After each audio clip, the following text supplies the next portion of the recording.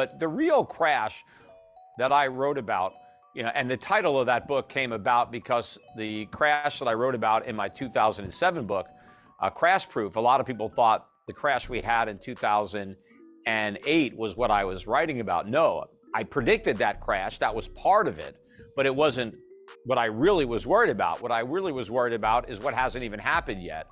And that's why I wrote the second book. It's just surprising me now looking back that it's taking so long for this to play out. When it comes to inflation, American consumers are all too familiar with the general prices of goods. For example, a basket of everyday grocery items like eggs, milk, and potatoes doesn't cost much and has remained relatively unchanged for years. However, as any frugal individual knows, prices rise when demand is high and commodities become scarce. Today, Americans are feeling the pinch when it comes to gasoline, utilities, and other everyday items that we can't go without if we intend to remain in our homes.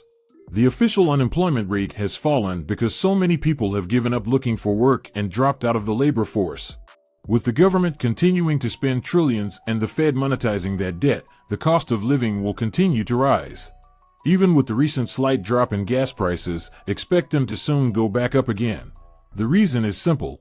We are still exporting oil, but not enough to make up for what we use domestically. Yet every time there is an uptick in oil prices, you see articles on how Americans are not hybrid owners or drive small cars so they can't be affected. They are affected because when crude oil goes up, everything made from plastic goes up as well, including gas stations, which use a lot of plastic in their construction and maintenance.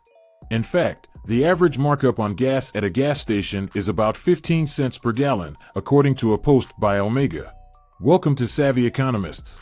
In this video episode, we will discuss why Americans need to see the fact that double-digit inflation will be the new normal for them. Don't forget to please watch, like, and share this video if you enjoy it. Also, leave your comments and thoughts below, and don't forget to subscribe to the channel for more related content similar to this. We begin with a short clip of Peter Schiff, an American stockbroker, financial commentator, and the current CEO and chief global strategist of Euro-Pacific Capital Incorporated. Peter is popularly known for his economic and public policy views, most especially his forecast about the 2007 to 2008 financial crisis that hit the United States and the whole world. I always knew that the problem was the government had unleashed this massive inflation tsunami. I just didn't know, when it was going to hit. I thought it would have hit sooner, but they did QE1, QE2, QE3. They printed all this money. We had massive budget deficits. We created a mountain of inflation. But nobody cared about the inflation because all they did is look at the CPI and they said, well, it's not going up more than 2%. And part of the reason for that was the way they rigged the numbers. It really was going up more than 2%, but it wasn't going up 10%. Maybe it was going up 4 or 5%, but they could fudge it enough to make it look like it was going up less than 2%. But after we kicked the, monetary, heroin into a massive overdose after COVID, right? We just went crazy with the money printing, and we sent everybody home and had people not work. I mean, that really brought everything to a head. And so now we're experiencing the consequence of the inflation I've been warning about for more than a decade. And this is just the tip of the iceberg. It's going to get a lot worse. The 8%, 8.5% year-over-year inflation that we've seen is going to go much higher.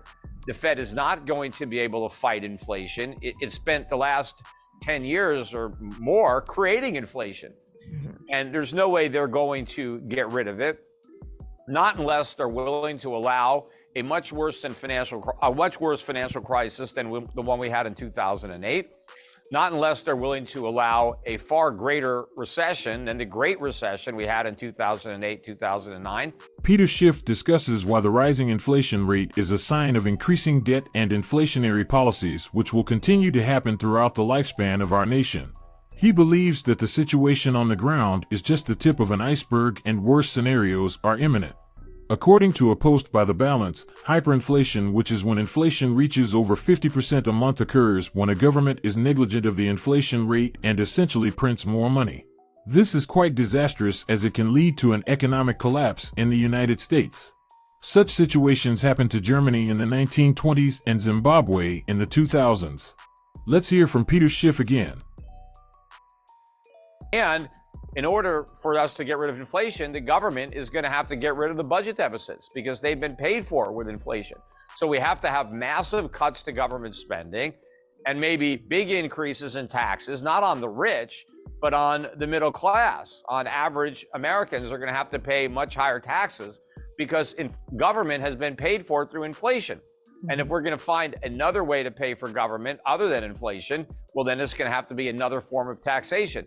And so I don't really see the Federal Reserve having the guts to stick to the inflation fight.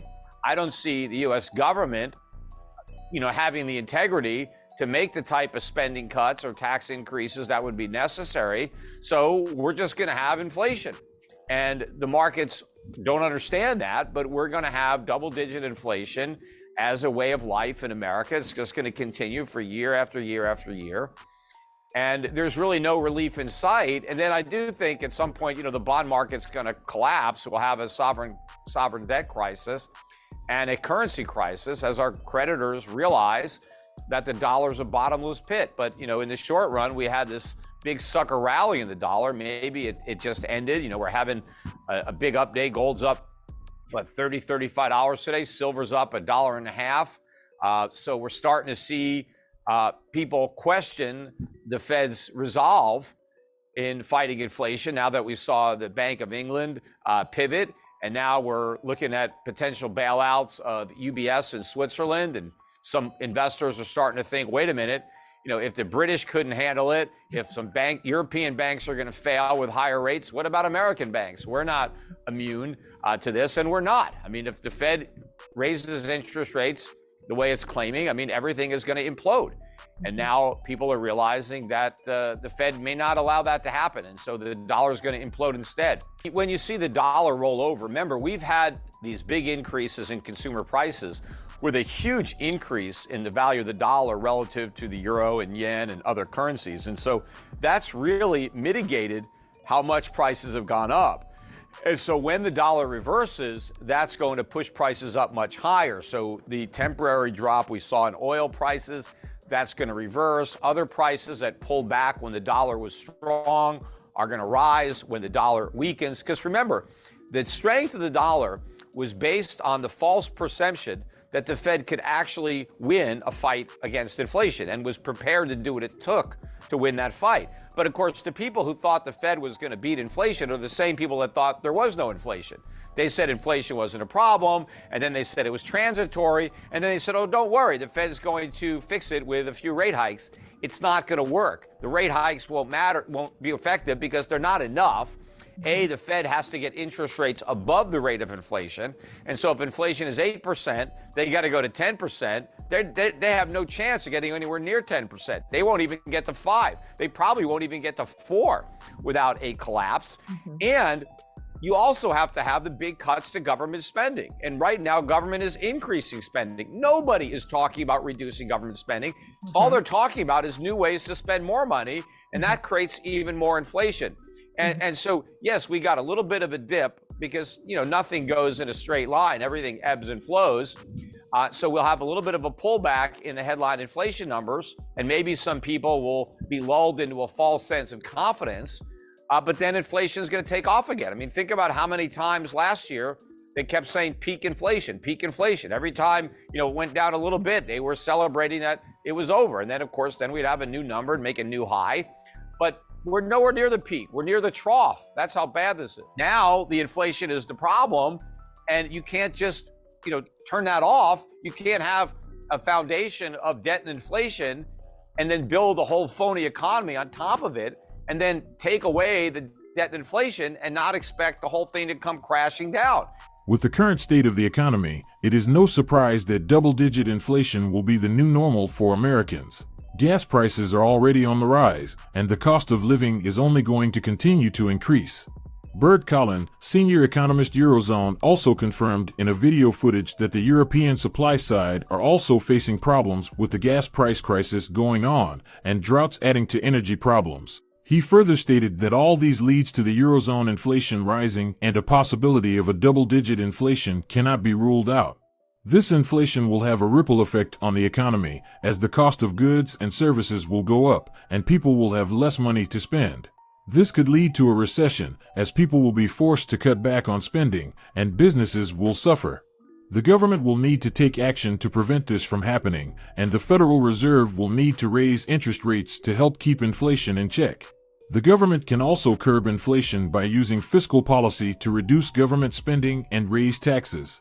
This will help to reduce the amount of money in circulation and help to keep prices stable.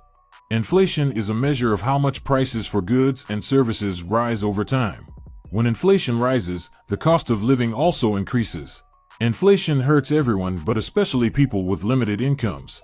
The new normal is higher taxes, more regulations, and double-digit inflation as a way of life. Anyone thinking we'll go back to normal at some point should read history more often. Let that sink in for a moment. Double-digit inflation as a way of life, not just once in a while or for one quarter, but year after year after year going forward. The new normal is an economy where everything costs more every single year. Do you think that this statement by Peter Schiff could be a fallacy? Kindly let us know in the comment section below. Don't forget to hit the like button and subscribe to our channel. Thanks for watching. See you in the next video.